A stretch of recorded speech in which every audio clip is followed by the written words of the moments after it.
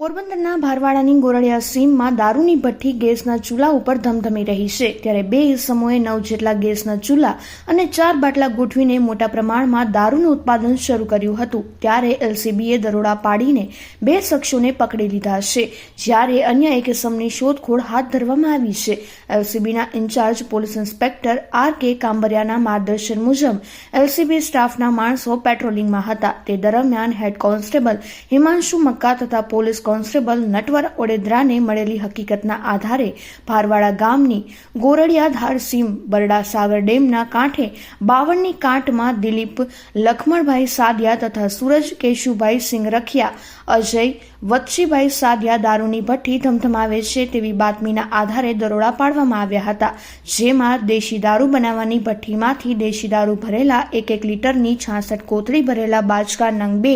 દારૂ ભરેલા કેરબા, દેશી દારૂ બનાવવાનો આથો, ગેસના બાટલા નંગ 4 કિંમત ₹4,000 તથા લોખંડના ગેસના ચૂલા નંગ 9, ટીનની કોઠી નંગ 9, ટીનના મોટા તપેલા નંગ 9, ટીનની સાથે તપેલી નંગ 9 મળી કુલ